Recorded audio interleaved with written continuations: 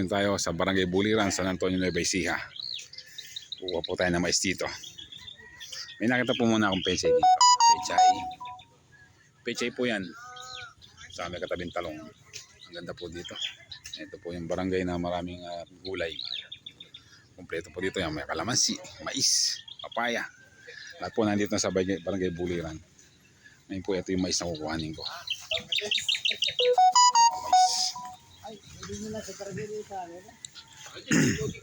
Bali yung kinuha ko ay segunda lang.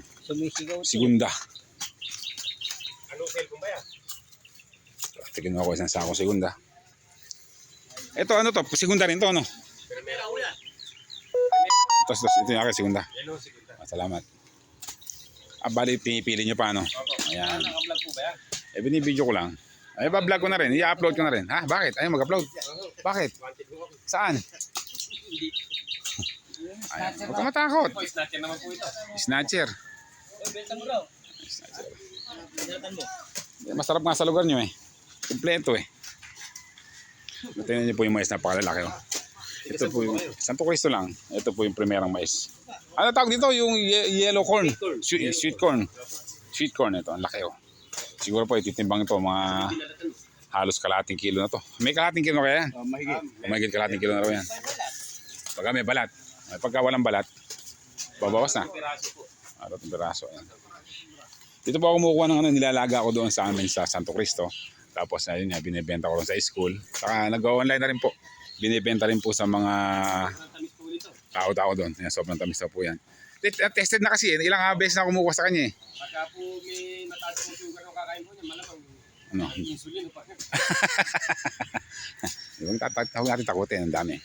Gano'n ba laki pinitasan nyo yan? Ilang hektarya? May mga ilang kariton yun? Ay po, mga po yun, mga 60. 60 kariton. Ang dami. Sulit.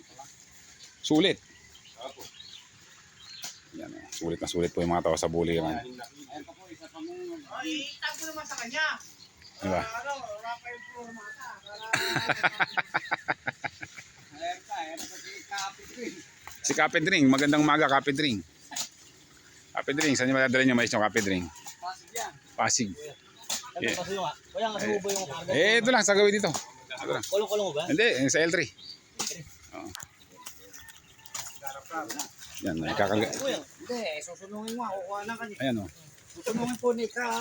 Mga ilang kilo ba yan? Mga ilang kilo? Mga mahigit 50 kilo. Ayan, bigat. Yes.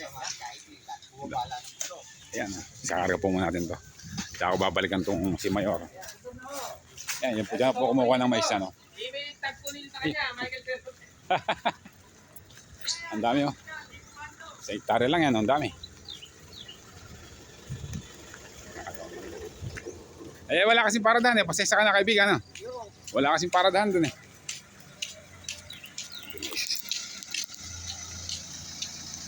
Isa lang muna kinuha ko para mabilis. Pagka kasi dalawa eh, ano eh, matagal eh. Dito lang po. Diyan lang oh. Nakagayak na nga yung kaldero ko, ihawan eh. Ay yung luto, lagaan eh. Salamat ah. Dito po.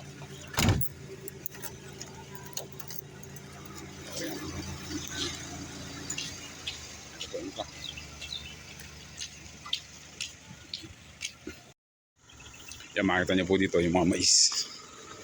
Ito pong mga mais na to, hindi pa to napipilian. Bali pipilian nila to sa primera, segunda at saka tersera. Ito po yung sigurado primera to. Tapos ito, lalabasan po ito na tersera. Yan po yung primera. Tapos yung segunda. Primera, segunda, tersera. Ganyan po yung pilihan ng mais dito. Yung mga tao po dito, maaga po silang bumabangon o maaga silang pupunta dito sa mga taniman nila ng mais para mag-harvest. Kasi po, pagka nag-harvest sila ng tanghali na, hindi na po maganda kasi po medyo makati na. Eh ngayon po, madaling araw, basta nga lang po sila ng hamog pero hindi sila nagkakate. Yan po. Ganyan po yung namimitas ng mais dito sa mga maisan. Gaya po dito sa may Barangay Buliran, San Antonio, Nueva Ecija. Dahil po mais dito. Yan, masaya po yung may-ari nito at marami silang na-harvest. Mas marami po yung primera kaysa sa Tercera na maliit na ganito. O kaya sa segunda. Nakita niyo naman, dito po sila kumikita sa mga ganitong mais, yung mga magagandang klase. Napapalaki nila ng gusto. Bale nga po, may mga bayar din po dito kung saan po dinadala. Meron po sa biyaheng Metro Manila at kung saan po dito sa Luzon. Ayan po. Ayan po, tayo po ay uuwi na at ako naman po ay maglalaga ng mais doon sa school para ibenta ko naman. Ayan po. Good morning po dito sa mga taga Buliran, Barangay Buliran, San Antonio, Nueva Ecija. Boss! Boss na ako! Hoy! Salamat! Next time! Salamat! Magpapalikot na po ako ng apoy. Bali nandito nga po pala ako sa Santo Cristo Integrated School. Maglalaga po ako dito ng mais. Ito nga po yung mais. Nahiwa ko na. Pagdating ko po kanina, ay niready ko na siya agad. Mabilisan lang po. Para, kasi nga po oras na. Oras na po na ng mga bata. Tapos nga po ito yung sasakot mo sa binili ko. Tapos po yan, ginamit po ako ng sangkalan at itak para mabilis. Ayan po yung balat. Ayan po yung lalagyan ko ng maluluto ko. Bali yan po. Sisindihan ko na po ito ngayon.